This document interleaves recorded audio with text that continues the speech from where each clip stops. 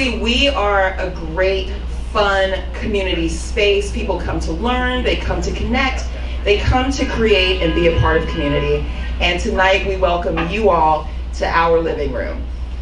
With that, what we like to do as part of the Manny's tradition, because community can happen in a second, we invite each of you to turn to your neighbor, ideally someone you don't know, and just take for about 30 seconds to a minute, introduce yourselves, and share, because we're talking poetry tonight, your favorite poet and why, which is kind of a speed round, but we can make it happen. So let's go ahead and do that. And with that, I turn the stage over to our host. Thank you guys so much.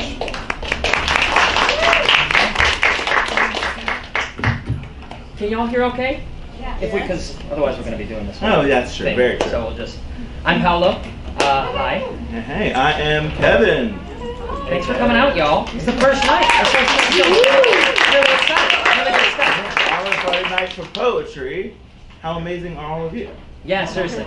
That's very cool. That's very cool. And so this is our first event for the living room. There's a lot of living room energy going on. Clearly, it's their living room. It's our living room. Now it's your living room. There's a lot of living room stuff happening. So for tonight, we're going to have 6 readers that are sharing their work about home, their own poems. We're also going to have in the middle a little intermission where we just encourage folks to talk. We have a little prompt about home. We want things to be in dialogue tonight. Right. Yeah, I mean, the idea, but with this space, it's like, oh, we're here. We're sharing. We're having conversation, and there's going to be poetry that's happening, and sometimes with poetry comes like there may be things that come up that may be that might touch on like trauma or things that are difficult to process, and if that happens, like, feel free to just sort of take a moment, give the space, but also just if there's something maybe that doesn't like click or hit what you're thinking, just kind of blame it on the sort of head, not the heart, and let's just sort of be here for each other. Yeah, 100%. There we have some community norms in that very same vein. Just trying to show love and be an active audience member, but also hold that dialogue and that conversation for that time in the middle, and just let folks do their thing. And like Kevin said, if you're feeling like something is a little triggering, by all means, step out for a while. And we also just ask that you assume best intentions of the poet, and by all means follow up with them later if something they said is confusing or jarring for you. With that, part of our community norms as well is that we have a community partner who we are going to be promoting their work all evening, and we encourage y'all to support them too. Tonight, in the spirit of home, is the Eviction Defense Collaborative. Yeah. Let's show some love. And I actually want to invite Krista from the EDC to come up and say a few words, because he'll do a lot better than I will. So give it up for Krista.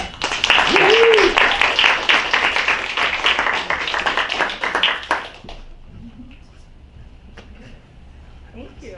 Hi, everyone.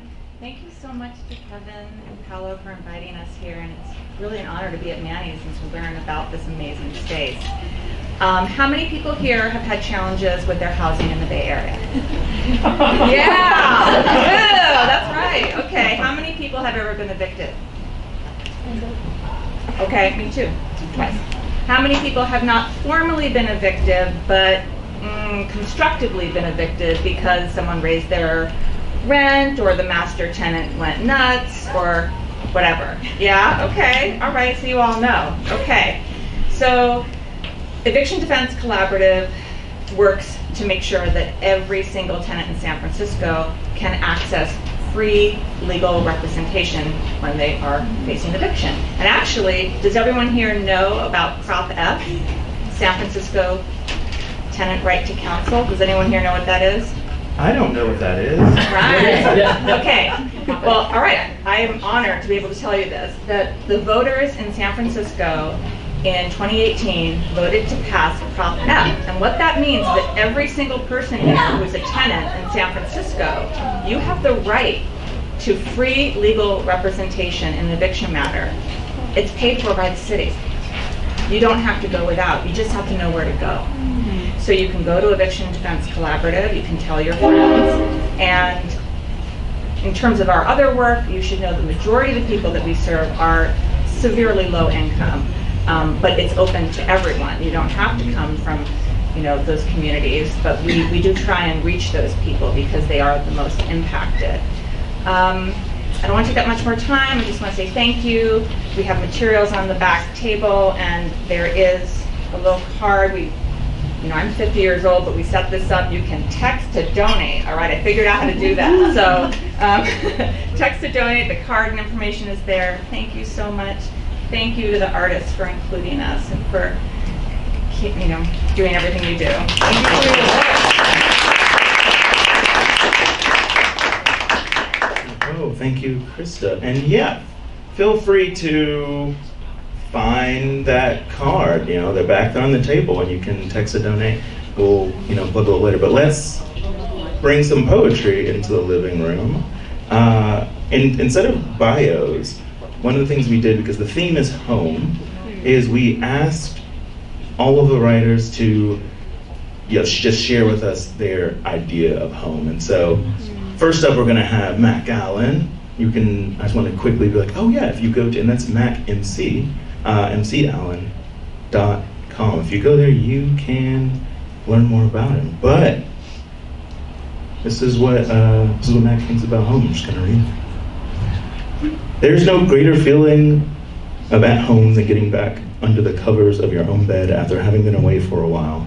Not just where your mail comes, but where your letter carrier knows your name. All right, let's give it up for Mac Allen.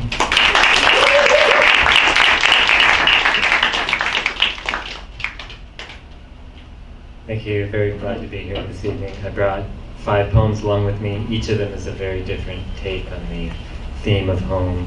The first poem I brought is the theme of your home city, or the town where you really feel most at home. And for me, that's San Francisco. Is that the case for anyone else?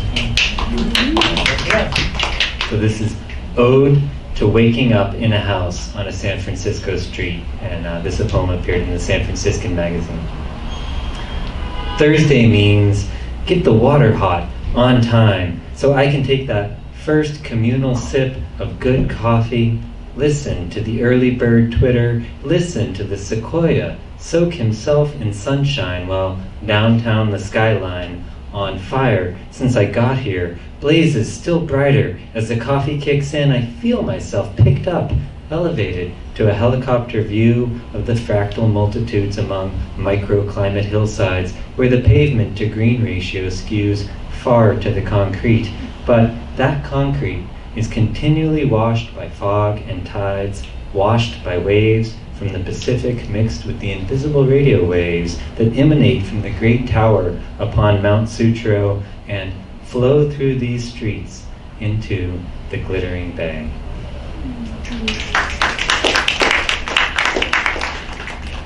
So this next poem is called This Is Not a Test, and some of you probably will remember the emergency siren that went off every Tuesday at noon. It sounded like this is a test of the emergency. You remember that, right? We haven't had it for quite a while, and I'm writing actually a series of poems about missing that siren, and so this is from that series. It's called This Is Not a Test. It's Tuesday, noon, and I am not listening to the wailing siren echo off the walls and windows.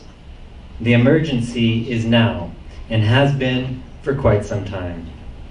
Noon on Tuesday, and I am thinking about the workplace shooting some years back. How the emergency pronouncement to shelter indoors until further notice had a special, hollow echo across the street in the tents of the homeless men and women with no doors to close against the elements or the violence, unsheltered, and counting the hours until the emergency is over so we can hear what an all clear would sound like.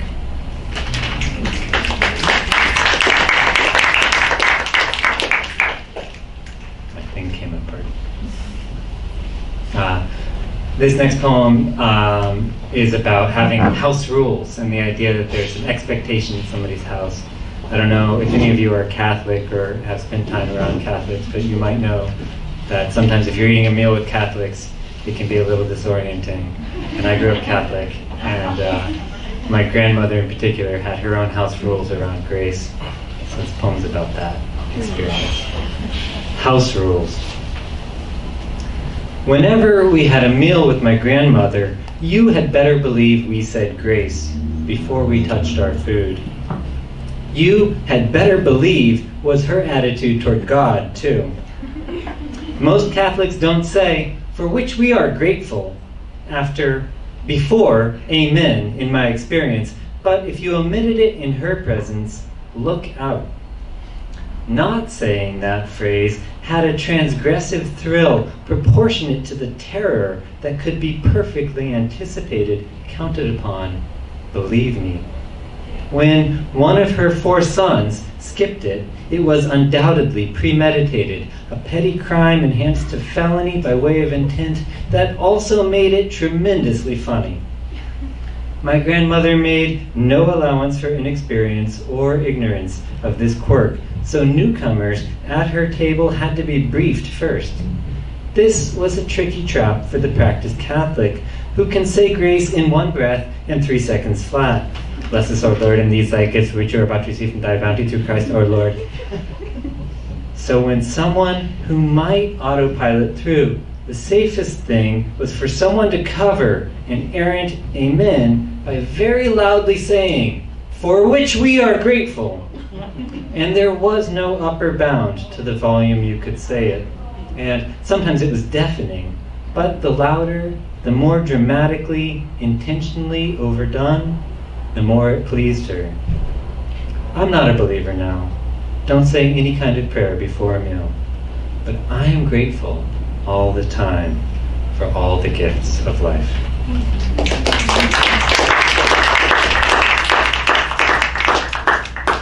The next poem is about coming home, and is actually about the true story of real events that occurred on May 31st of 1944, when 1,400 sailors were returning home from Hawaii after a tour of duty in World War II, and were shipwrecked on the Farallon Islands only an hour before they were due in port.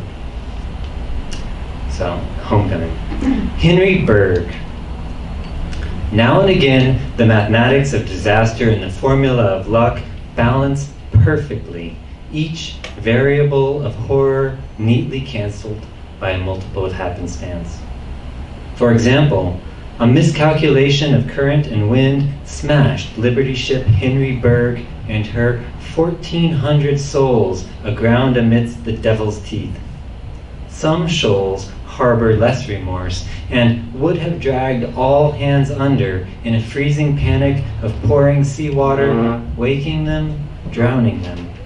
If every lifeboat launched, that was enough for 1 in 7 sailors.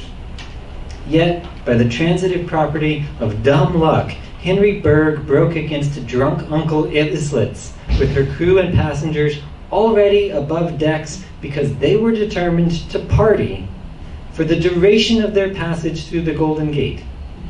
Every man was saved, every soul, if shaken and shivering, ashore. Not one subtraction from the rolls of the living, not one addition to the ocean depths. On Farallon, shipwrecked sailors used up all the coffee, then at last were borne through the iron gates, home from war, each breath a golden piece to treasure.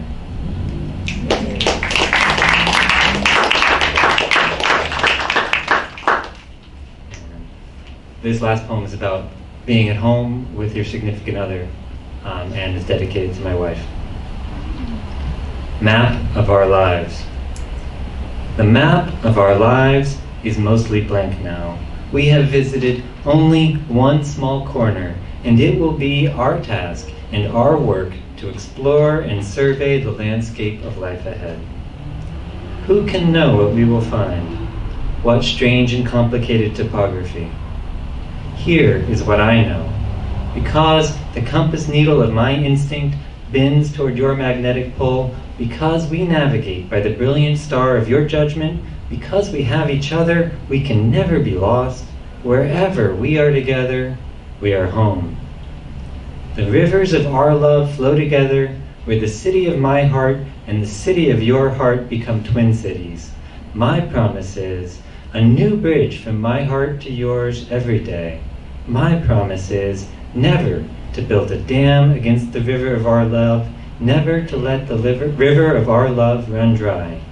My promise is where the river of our love ends, that place is the ocean of our love, filled with the tremendous luck that is our laughter and brimming with the unfathomable fortune of our kisses. Thanks very much, and thank you to Karla and Kevin.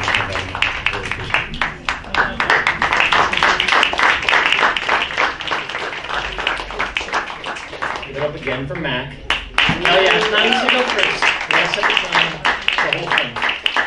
All right, y'all. Well, it's my total joy to introduce our next reader, my former colleague, and definitely the person who brought me into my first poetry shows in the Bay. A lot of love for Karla Brundage, pronouns she, her. And I gotta bring up my phone, I got excited, and I forgot to have it, so give me a second here. Home to Karla. Home is always evolving, but like a recipe, it has a few key ingredients. Family, memory, attachment to place, food, shelter, and hopefully love. Recently, I had an experience that allowed me to feel the impact of a lack of running water, privacy to bathe, access to a toilet, and my capacity for empathy grew. We must stop evictions. What is happening in the Bay Area is unconscionable. I always fuck up that word. Give it up for Karla Brundage.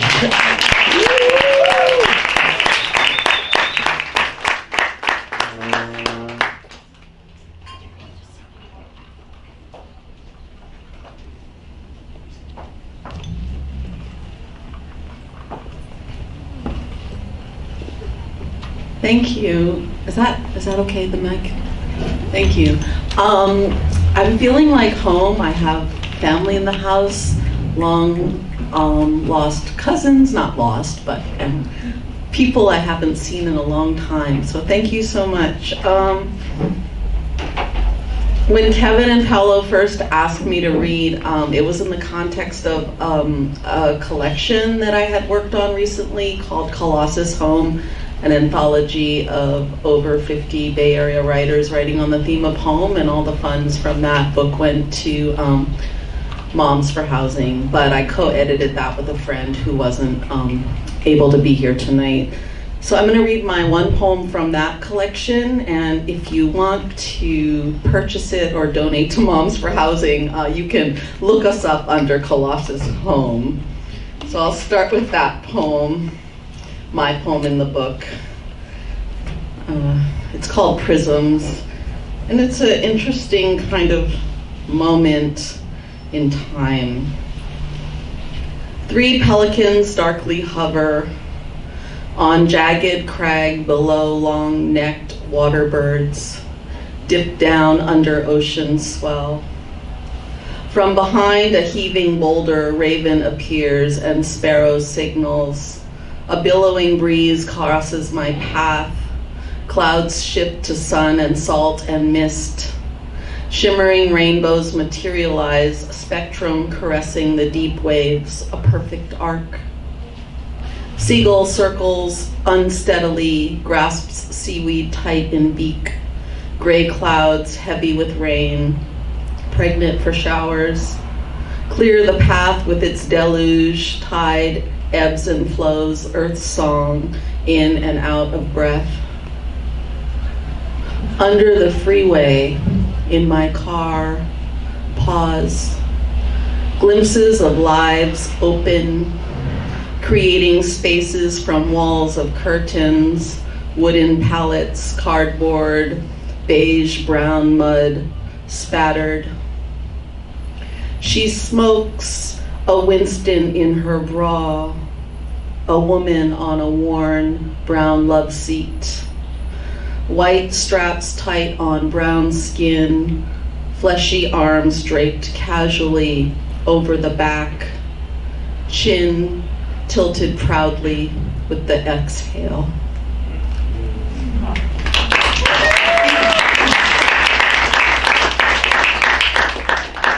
And this one is also about Oakland. It's called Injera, and I do name a few restaurants to which I may or may not apologize.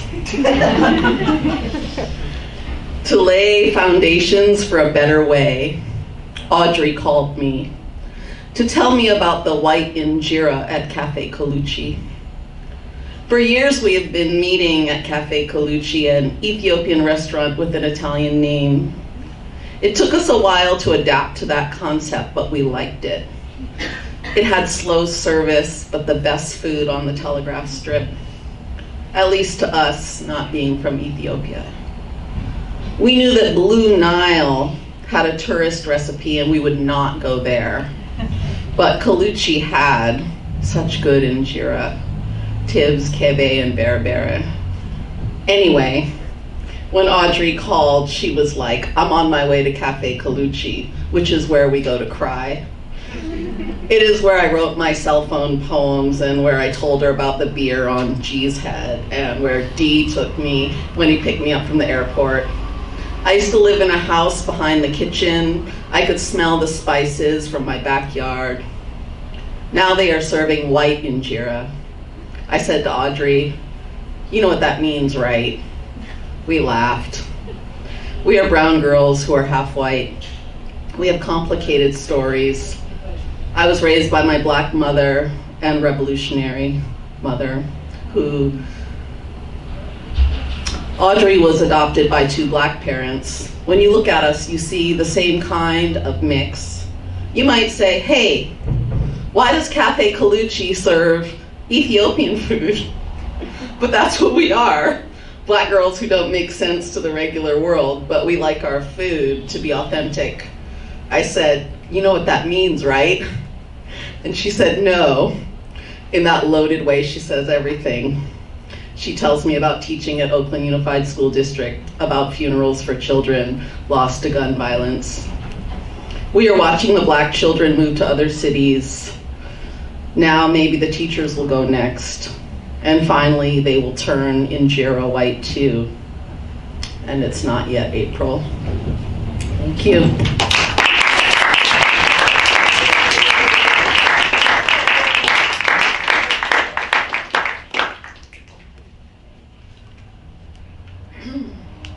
So next, this is my new book, Mulatto, Not So Tragic. This one is about my daughter. Also, when she's home, I feel like it's home.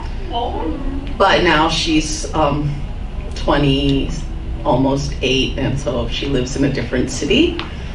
But I wrote this when she went to college. It's called Emptiness. Empty nest. Emptiness creeping up my chest, an ache, a loneliness gnawing at my back. Muscles contract, the spine, the shoulder blade, the heart. Where will I be without you, daughter? As you fly away, as you fingertips scrape the sky, collecting stars. I imagine your room vacant, cannot swallow, my purpose accomplished, my fears defeated, you now grown and graduated, my emptiness, my emptiness. So selfish is this desire to keep you with me, but so strong. I fight my own urges to forever shield you, womb of my womb, from the natural disasters that await. But your time is now, your time to give birth to yourself, to move away, to give me back to myself.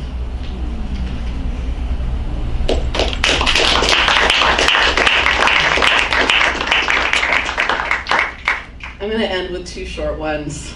This one is called Kalohi Kai, Rascal Wind, because I grew up in Hawaii. But it's actually about Hurricane Katrina. Figure that. Once more forgotten. Houses where people twice lived, graves unearthed, gravity defied. Mother Nature's power forgotten too. Yin creative force, yang denying force, darkness that creates light. Katrina came to New Orleans. Eva came to Kauai. merry party girls wreaking havoc on tired old structures, tossing old lovers over like worn out shoes.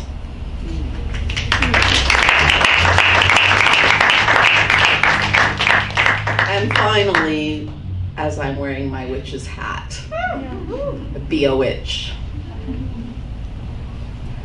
So now he would be no more. She laughed, stirring in the last lock of hair plucked from between sheets. His mother had warned him about leaving anything behind. Except for this one last lock, he hadn't. Not even the remnants of a kiss, no sweat on the pillow or a lonely sock. Slow movements across the floor, one foot in front of the next. Each new step in anticipation of his sudden vanishing. Though it was her potion sent him running, the gleaming bottle laughs at her pain. Thank you.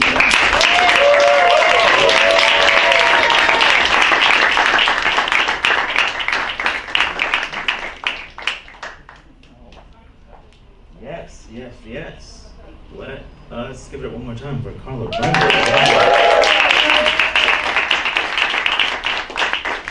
Fantastic, so much fantastic poetry. And it's going to continue.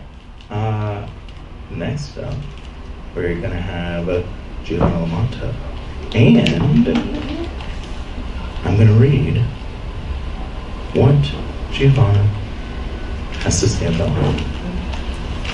Home feels like warm food, warm tea, tight hugs, the little feeling you get in your chest when you see the people you love. Home is a light that comforts and encourages discomfort at the same time. It's surrounding yourself with enough to make you safe, while also giving you the space to grow. Let's give it up. Dealing with my golden sister. Harmoniously, we chirp in the distance and hope that we hear a response. Mom and Dad call every once in a while, and we talk about going back to Indonesia in the abstract. We dance in the light of another moon, and another month passes, and we dance again. Aiden tells me that I should stay for Thanksgiving, says that he and the rest of my housemates will cook a vegan feast, and though I'm not vegan, I must admit that I appreciate the smell of a warm spice and maybe even a slice of pumpkin pie. They talk about stuffing and mac and cheese. They talk about cookies, caramel, and endless streams of lattes. Lake Anza at this time of year, fall, is more serene than it was that one summer afternoon when we're playing cards. And I think of that specific jaunt as being particularly fruitful, not simply because we ate a lot of blackberries during our picnic. And we try to leave the house as little as possible now, save for an occasional walk. I remember one summer afternoon when I was home, taking Mom on a walk and having her extol the step count to me, saying we were walking too much, and I thought about the 3-hour walk I took to Grizzly Peak and laugh a little bit, thinking of the Berkeley fog becoming particularly aggressive in the coming months. The view from up there feels like the upward bound of scenic landscapes, but the house, relatively self-contained, we even get groceries delivered to our door. Aiden and I spend most of our days in the living room studying. Every once in a while, he'll take a quick break to play the piano or the guitar, and I laugh while he makes mistakes. When I notice them, at least, which doesn't happen particularly often. I live, eat, study, breathe, play, sing, scream, talk in the confines of however many walls line the perimeter of this co-op. Every once in a while, we take a weekend. The other weekend, we went to Half Moon Bay and took a walk on the shoreline. I kept wishing I'd see that Pacific golden plover again. I never did that day, but the memory of it chirping in the distance was enough to make me think about the hard stop between summer and fall. The summer is driving. The summer is sitting in cars and texting Aiden and having him say that we need to go to Mount Diablo or the Asian grocery store so that he can buy some good kimchi. Fall feels more like sedentary quiet, of sweetness in the mouth, like a scoop of ice cream in a mug, maybe with an espresso shot in the evening when we're feeling frisky. Mom and Dad say that they miss me, but I haven't talked to them since Dad told me that my great-uncle died. I have a car now, so maybe I might turn down Aiden's offer for Thanksgiving and instead drive back. I remember that car, though.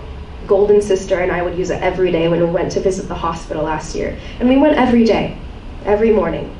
We sat by the hospital bed, watched the Great British Baking Show, and then said goodnight, packed up, and drove back home. On the weekdays, I'd cry in my room in Berkeley. On the weekends, I'd cry in my room in Elk Grove. I didn't like going anywhere in that specific car afterwards. Didn't want to be in that silver Toyota Camry anymore. Eventually, Mom and Dad gave me the car, and I went to like Danza with Aiden in the back seat. He cracks jokes without a smile, so I feel confused looking in the rearview mirror. I want him to laugh, to say in an offhand fashion that the star of the morning is the sunrise. I want him to hand me his $130 binoculars and say that the Pacific golden plover migrates back every winter, and maybe I'll see it this year.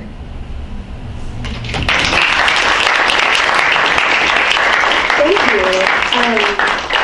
That poem's about my good friend Aiden. I wrote it last year while I was still going to school in Berkeley in the pandemic, was living in a co-op at the time, and it was very much an interesting time, a very interesting experience. And to end my little setup here, I know I've been up here for a while, I've got one last poem for you all. Enjambment derives from the French word to stride over. Sings of anything that questions the fabric's hem. I want to sew seams and patches and embroider flowers into empty pockets on mornings where the hackney meets the grassy underfoot of relief. By which I mean, I want to hold myself as a person whose home is breaths of liminality, enjammed between city streets and striding over the borders of the Pacific. I always lose my way. Maps are helpful, but I remember the left bank and the way I just kept turning and hoping I'd end up on a familiar street. And I wanted to stop and talk to the seamstress that one afternoon on the Seine. Ask her about how to sew seams, patchwork. I've always been little grafted bits of people I've loved. And when people say that falling in love is a rarity, I laugh and think of the man who stopped me on the street and yelled, "Shoe game!" to anyone who listened. Shovel and dirt, I dug myself into the sidewalk and wanted to tell him that I'd had these shoes for years. They're actually these shoes that I'm wearing right now. That I shined them myself, that the lining is holding strong, things that have a togetherness, and maybe that's what the enjambment of a nail polish stained jeans really refers to, the migratory monarchs passing through all orange and fluttering. I move with the same wing beat. Seasonally, I run to the edge and find new people to love so ardently that my head aches in vibrato and my heart sings in a staccato so pointed that, no joke, my resting heart rate is 120 beats per minute, and get this, it's always like that. It's always like that. It's always like that night when I stood under the streetlight off by the road and felt my chin tilt skyward. I kissed the dusk that day, and it tastes of nutmeg. Walk over, stride over, and jam the evening sky. Feels like patchwork. Thank you so much.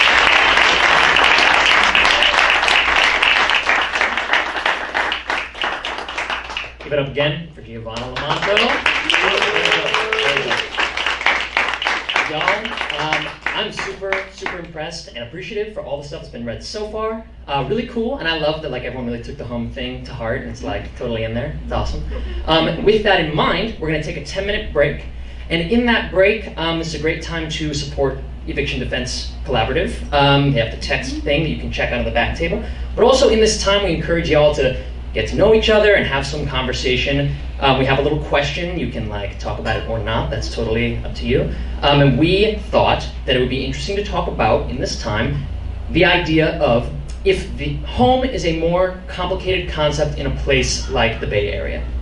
And with that, we will see you in 10 minutes. Thanks, everybody.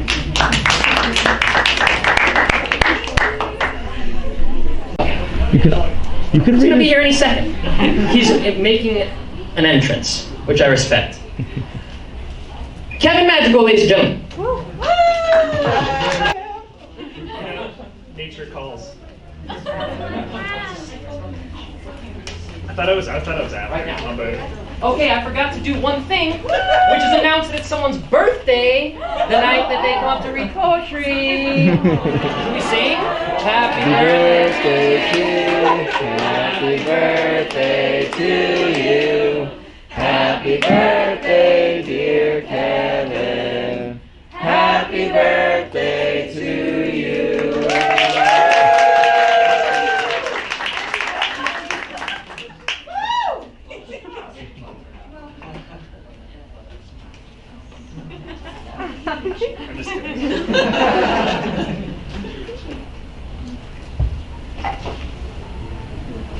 I come from a long line of code-switching enunciations, Walmart, Costco, Stanford, and Pizza Hut, all in my neighborhood. And matter of fact, all of my gente work there. I come from 1,000 laps ran with Payless kicks, legally counterfeit backward swooshes y más barato. I am 3 parts pan dulce, 2 parts la chancla scars, and 1 part communion wine. I come from hijos de su chingada madre, straight out the hocico of mi chingada madre, phrases as sacred, aftermath not calculated till A+ in algebra, and English teacher scolded parents, nuisance and unfocused and illiterate and diction deficient. Hijo, ¿qué dijo tu maestra? Y nada, no te preocupes. Translating signs from English to Spanish, soon as I learn to breathe. California's my home. They say it's empathy's fault that causes these quakes. My ancestors whispered in my ear to unfinished degrees advised otherwise, true to blood that circulates through these frijolero veins. I'm from a technicality, youngest in my family. My missing, miscarried sister would have bared a beautiful first communion dress. Instead, it was me. My search history reeks of fermented agave and missing names plus obituary. South City and Zapopan raised me. Dutch crutch sandwiches and tortas ahogadas would test positive in my curly hair if my culture was considered a drug, a threat, which it is. I come blessed like the 15 Virgen de Guadalupes found in my home. They say I never stay put and yet laid me in a crib. When the morning came, I was out the door crawling, walking, running, and I haven't stopped since.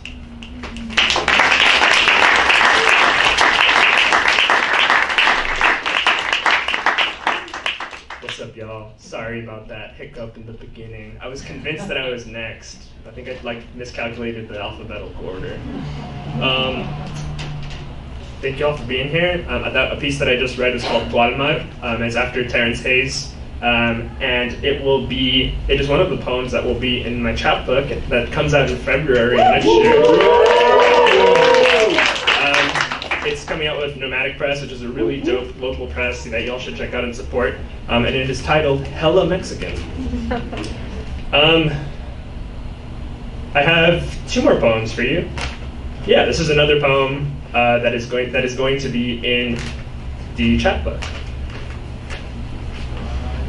An ode to Jack in the Box 2 for 99-cent tacos. Born of American soil, estranged from your south of the border ancestors, while you carry the shape, some continue to bash you. Jack in the Box 2 for 99-cent tacos. You'll never be Mexican enough. And that is what makes you beautiful to me. A 3 a.m. drive-thru more reliable than most friends. Accessible via hoopty or fancy Benz, you love indiscriminately. Jack in the Box 2 for 99-cent tacos. It's time to put some respect on your name. Give credit where it's due. You were the first taco to use vegetable-textured protein. And the way our climate crisis looms, I think many will follow soon. Jack in the Crack 2 for 99-cent tacos, where $5 creates royal feasts.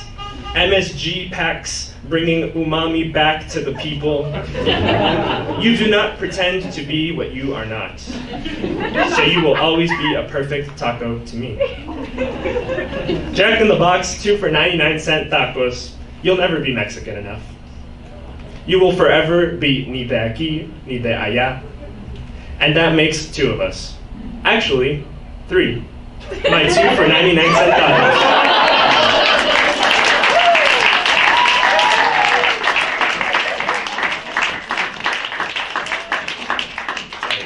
Actually 2 for $129 now because of inflation. But it's still a pretty good deal though. Cool, I just have one last poem for y'all. It's fairly different, and this is new. I literally wrote it today. Hey, thank you. So yeah, I haven't read it before. Hold on, really quick check though. Are there people that are from the Bay in the house tonight? Yeah. Okay, this is like the true test if you're from the Bay. You have to answer this question. What's my favorite word? Yes! All right, if anything, that person will appreciate this poem. This piece is called Illegal Resilience, and it's after Juan Felipe Herrera and Too Short. Yes. Under fading daylights, fences rise tall like redwoods. Though we know no man-made object can match a new mother's tenacity, a new mother's will to protect. Following her footsteps, we go on, and we can't understand how we last this long. Escondidos and unseen from predator eyes and hot steel barrels. We trust the instincts our ancestors devoted to the promise of descendants that no longer recognize the lash of a belt, the alarm of a siren. We must have superpowers, how we make a bottle of water stretch across the desert sun and 2 tongues. How we take the spines of 1,000 worn bodies, carry them on our hombros, and effortlessly bear fruit for all to feed. Nuestros hijos refract rainbows, one for every sueño of freedom that ended too young. Get it calculated, do the math, and if we haven't transformed into brilliant monarch butterflies, double check your work.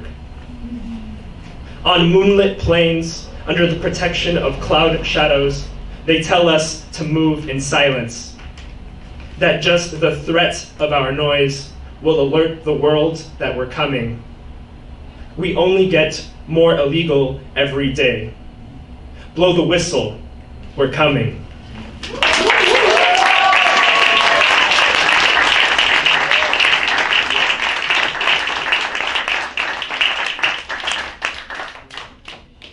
Yes. Let's do that one more time.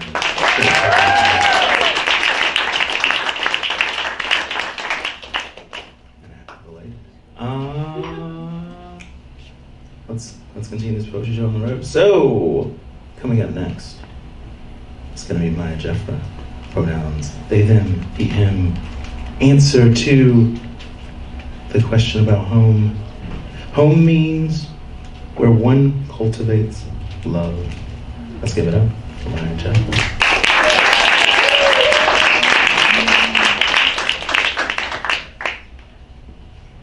Thanks, y'all. It's so nice to be invited to the first of a literary series. Thank you, Kevin. Thank you, Paolo. And they're cute, y'all. Give them a round. Come on. No, not a round of applause. Give them a round of drinks. But you can have that, too. So, I'm going to change it up. Karla actually inspired this one. You mentioned Hurricane Eva. Yeah. I was there. Oh, wow. And wasn't that around Thanksgiving? Because, yeah? I mean, I was so little, but I remember my mom dug a pit in the ground because we didn't have, power for like 3 weeks. It was an intense hurricane. It was the only time I've ever seen the eye of a hurricane, y'all. The eye came through Hawaii for that one. That was oof. All right.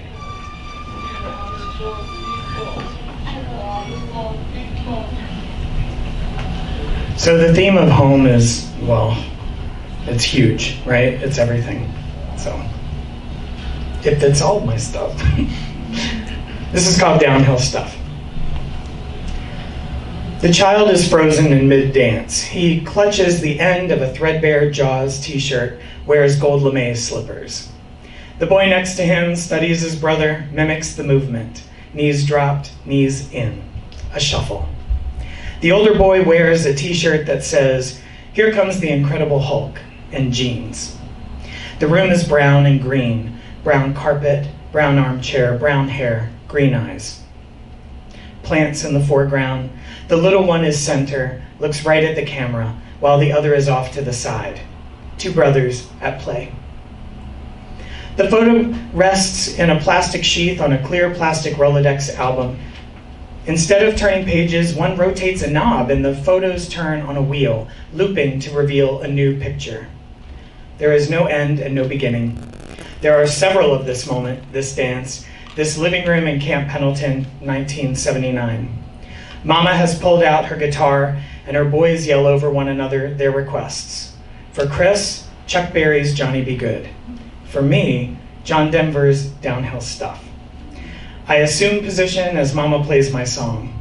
My toddler body, a dance, an ekphrasis of its own. Her voice is rich and loamy.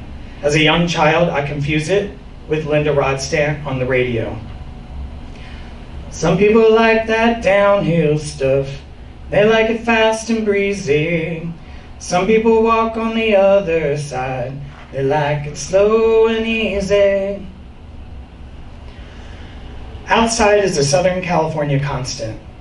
Only the veteran resident perceiving the difference in color between winter and spring, the 1,000 shades of California blue. The Inupiaq of Alaska have 70 words for ice. The brine of the Pacific, the hum of the Navy hospital are faint on the breeze. If my father were home, which he is not, he would be slipping a turkey pot pie into the microwave, slathering it with mustard, and slipping behind a wall, while Mama played and we danced. I have very few memories of my father at home. I'm sure they were fond moments, but I remember few. Before the dancing, before I could insist on downhill stuff and work my meaty legs into ecstatic wobbling, before the joy of my mother's guitar, Chris attacked a plant, maybe even the plant in the foreground. One minute he sat on the couch, the next he was cleaving leaves. He screamed, "The snakes!" in wide-eyed horror. Mama wrestled him down, held him until his vision cleared. The delusion was triggered by a blood sugar drop, onset juvenile diabetes. My mother sighed, another privation in the bind of motherhood. Chris was a hyperactive child, a fidgeting streak. He didn't want to be held, he didn't want to heed. Smart and strong, sweet as sugar 1 minute, another minute a hulk. My mother never stopped chasing him, and we were a family that ran. And this, a new hardship. My mother was 17 when she gave birth to my brother. She was already presumed a woman then, a wife. The pregnancy triggered her to be kicked out of high school. The pregnancy also triggered metastatic thyroid cancer, a scar across her throat. And her husband, our father, walked out on her, couldn't handle it, while she puked from chemo. Another scar, this one raking across her youth. There is only so much a body can take. But my mother survived, and my mother took on being a mother, and my mother took my father back, who was willing once she had healed. And though he returned, he was hardly ever there. And I wonder, too, about her healing. Sometimes we work just to try to make a living, or we're working just to make it pay. Sometimes we're trying to work our will, but that won't work anyway. My brother was 14 when my parents finally split for good, this time my mother doing the leaving. We were stationed in Kaneohe Bay, Hawaii. By then, Chris was almost always a full-fledged Hulk. Manic rages, ripping picture frames off walls, wielding his fists. My mother would try to calm him, and when he faced her, Chris would scream, "What is wrong with me?" through hot tears. By now, he had become too strong for my mother to hold him down until his vision cleared, and her exhaustion was thick as the bulging tendons in her neck. Before her entire youth be reduced to a map of scars, she took the only road she found legible. In the wake of her leaving, I retreated to my bed, would summon the comfort of Shenandoah, an imaginary older sister, from the shadows of my room. In the wake of her leaving, my brother spiraled further. He became a monster, and my father was ill-equipped. Certainly strong enough to hold Chris down, but not strong enough to show his love for him. He did love my brother, this I know. I saw it in his exasperated sighs, his gritted teeth. But it takes strength to show love, and that was a muscle my father hadn't worked out. Soon after, he dropped us with my grandparents to live, while he found a new wife, a new life. 3 years later, after we had just moved in with my mother in a trailer park in Hanover, Maryland, my brother slipped into his first alcohol-induced coma on a stranger's front lawn. He was 17. When he came to, body strapped face down on the gurney, his first words were complaint. that the paramedics cut through and ruined his jean jacket to resuscitate his body. At the same age my mother struggled to save her life, my brother was wasting his. I sometimes wonder if my father's absence is the main story between these bookends. Oh, everybody's looking for heaven. Everybody's looking for hope. Everybody looking for higher and higher, but nobody wants to be looking alone. A life is more than its most harrowing stories. A traumatic life more than its traumatic chapters. I don't ever think of these memories as pages to turn anyway. Within the tumult of my mother's motherhood, there is laughter, generosity, and joy. There were road trips in the conversion van and picnics on the beach. I have memories of my brother Goofy, and I have memories of him kind. I have memories of my mother smiling and bright, often when music was playing on the reel-to-reel, or we were dancing with the mop and broom while cleaning house, or when she had her 6-string ovation in hand. These memories are no longer tethered to something as fixed as time. They loop around as if on a wheel, no end or beginning. My mother stopped playing her guitar soon after she lost her voice. Scar tissue from surgery grew in her throat well after the cancer was gone. Eventually, it pressed against her cords like a thumb to a guitar string. And then, yelling over idling dump trucks at the recycling plant she worked at, paralyzed what she had left. Whenever a friend or relative slips into nostalgia and hark back to that soft earth of her voice, my mother's eyes dim for just a moment before she says something like, "Well, what are you going to do?"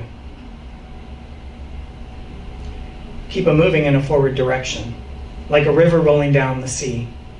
If you want to make a different selection, honey, let yourself go with gravity. I am dancing in gold lame slippers. My brother mimics my movement. I look right at the camera, my brother off to the side. 2 brothers, 2 lives, rolling as they do. And gravity only guarantees one thing. Thanks, y'all.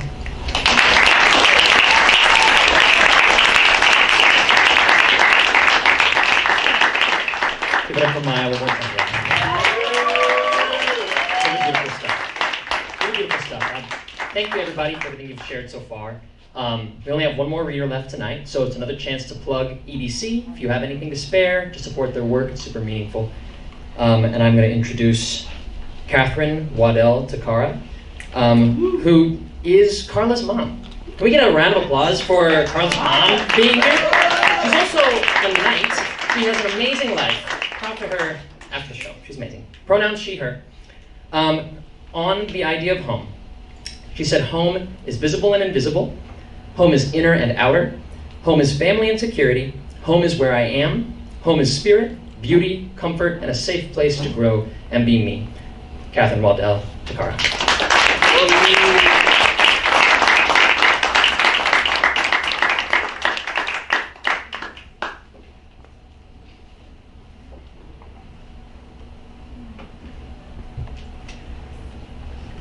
Well, it's almost Halloween. Thank you for having me here, and hopefully you'll enjoy some of the variety of poems that I'm going to share with you. I live in Hawaii for 54 years, I think. I graduated from UC Berkeley in French. And, so I've always been a poet, so I'm just going to share a few things that remind me of home, and hopefully you will. This little tiny book was inspired by a trip in China. And so this is the only poem that's not really China influenced in this collection here. And it's called Mama's Lap. Protected on Mama's lap, I crossed the highway at Greens Fork, Tuskegee, Alabama. I witnessed fiery clannish rites, mob mentality, rituals of terror. I listened to Mama's voice, heard her inspired intention, reading me stories, fairy tales, verses, comfortable on her favorite periwinkle blue upholstered chair.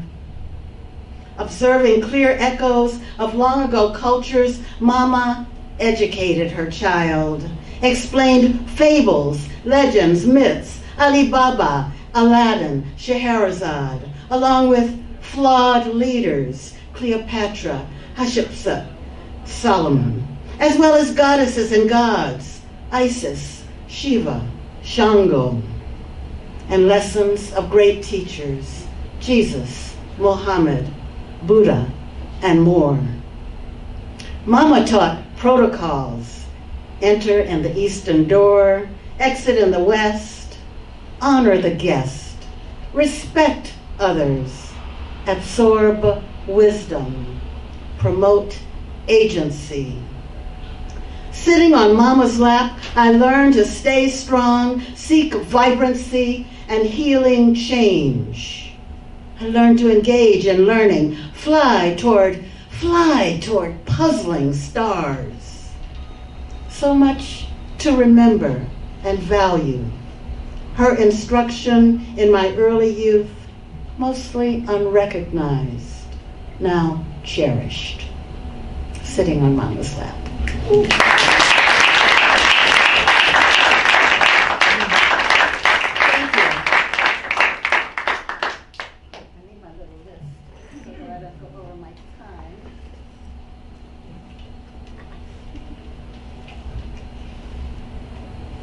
This is a book called Tourmalines, and I chose this name because tourmalines, as you probably know, come in different colors, but they're such a strong stone. I think next to diamonds and rubies and sapphires, it is the strongest stone.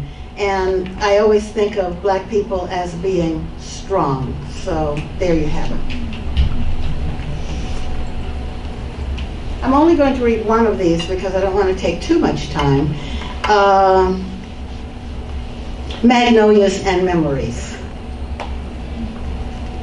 I grew up in Tuskegee, Alabama in the days of Jim Crow, so I've seen a lot, and I moved away.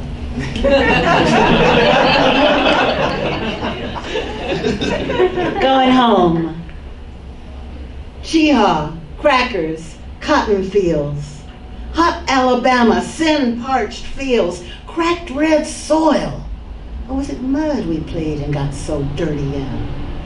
Come on, child, come on home.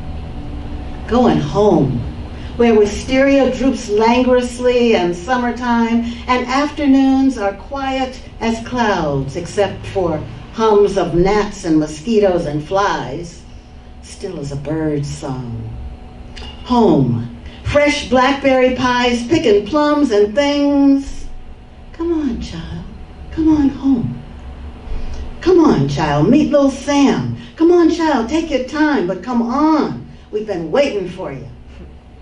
Once dirt roads, paved black tar, Logan Street, molasses thick tension, threatening hate and violence. Come on, child, come on home. Bring the baby. She must be a big girl now. Yester scenes. Halter tops on nubile nymphs, big old trees grown old with people, Aunt Fox, Aunt Mark, Franklin Road. How you, honey? Been so long, you pretty as ever. Little aged and done you good. Come on, child. Come on home. Cousins and dogs. Remember how Squeaky Dog would smile? Sammy dead now. Shot in cold blood for civil rights. But a new little Sam to know, thank God. Walking, talking, shucking, jiving, being just me and at home with family and friends. Come on, child. Come on home. Anticipation of changes, but rather like plants which grow, same roots, riper fruit, paler flowers, just growth and changes. But roots are real, and Alabama, going home, home to my roots.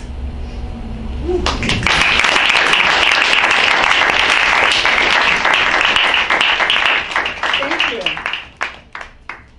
My first real book, I think, of poetry was published by Ishmael Reed.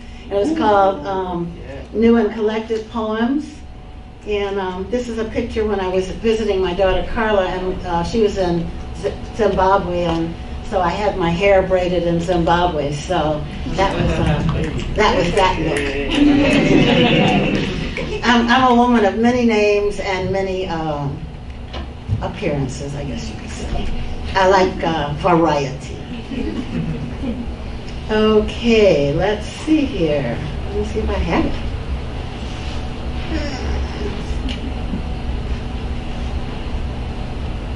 Oh well, I'll just read another thing.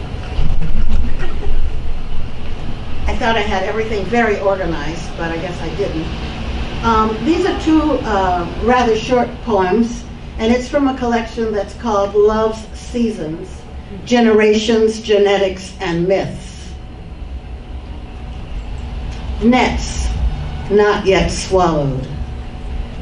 Global gray lingers while I am missing you on the shore and the sky corners of my sea space.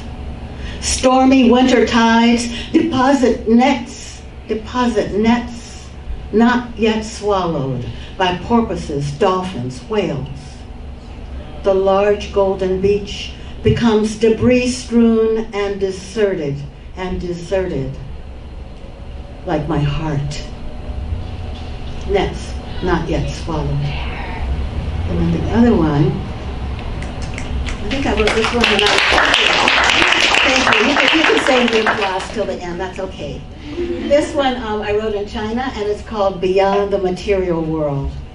I always think of home as these different dimensions. You know, there is the visible thing, and whether it's in San Francisco or China or wherever, and then there is this inner territory that sometimes we neglect, and many times we don't even know who we are. We have to dig really deep for that.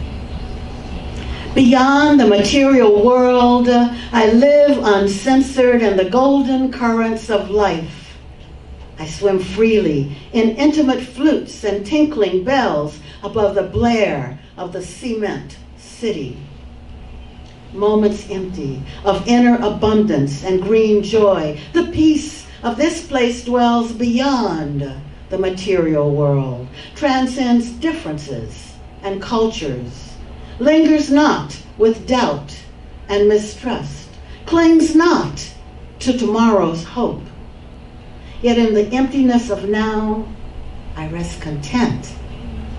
Beyond the material world, I ride a carpet of inspiration on a wind of forever to a place almost forgotten, deep within my flowing soul. Here, I can rest and dwell for a while, beyond expectations and inspection. I can dwell for a while in my inner room, lit by love bright as the sun, beautiful as a lotus flower, soothing as a summer moon. Beyond the material world, I transcend time and space, uncensored and free. Eternity is now. God is now. Beyond the material.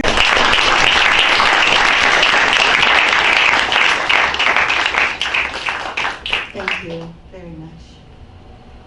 And then a couple of short ones here. I have so many poems, but it's better to have too little than to have too much. Mambo. Did you know that last night the full moon rocked and rolled a mambo of light to the memory of mamas on swift sea currents by Kahuku Point? Visions of ancestors passing in the clouds. Mambo.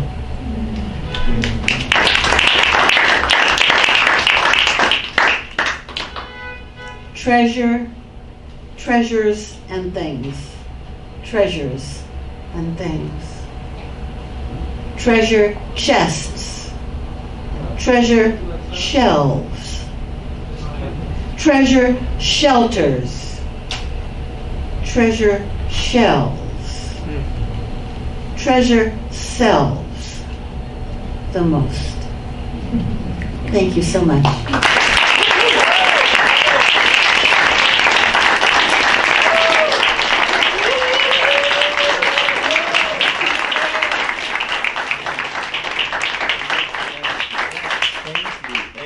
you. Beautiful, beautiful, beautiful, beautiful.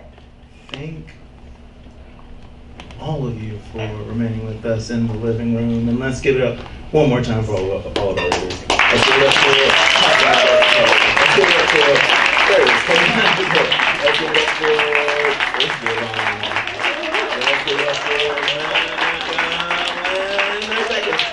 let's give it up for my Jeffra. And let's give it up to Manny, to the space, to all of you. Like, just give it up for Kevin Dublin. Give it up for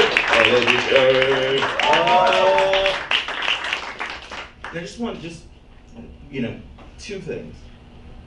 One, thought it might be a good idea to share this poem. So when sort of talking about and through this idea, this is a poem by Rumi, the Sufi-mist poet, who's fantastic. It's a translation by Coleman Barks, and was like, oh, we should sort of maybe carry this with us. So the guest house. This being human is a guest house.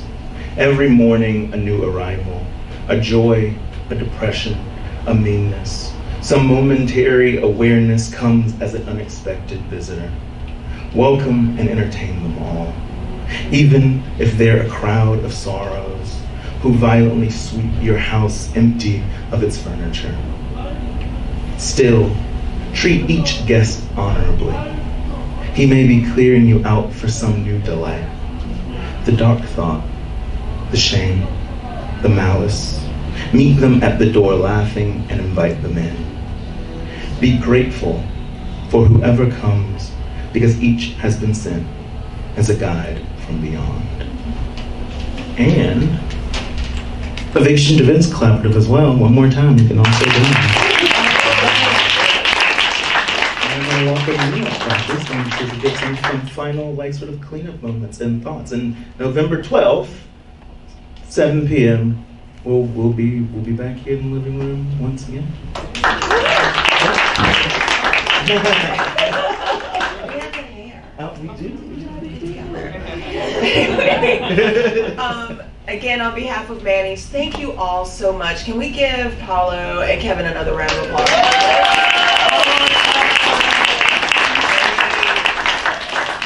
You never know what you're going to get when you turn your space over to someone else, and I think you all would agree with me that we have truly gotten a gift tonight.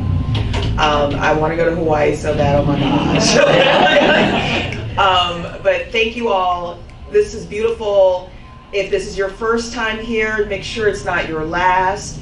www.welcometomannys.com for everything we're up to.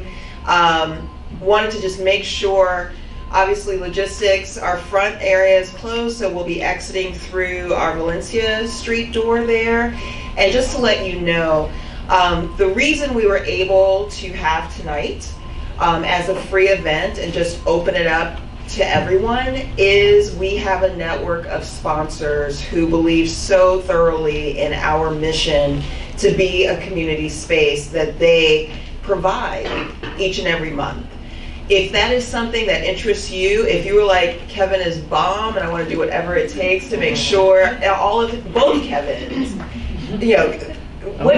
what's really wild is Kevin Madrigal is the co-founder of Farming Hope.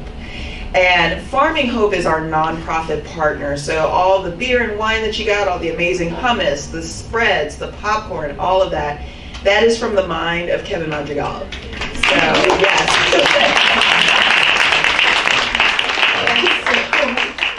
The sponsors, the people who support our events, are the reason that we are able to have this partnership, the reason we are able to come together and support creatives.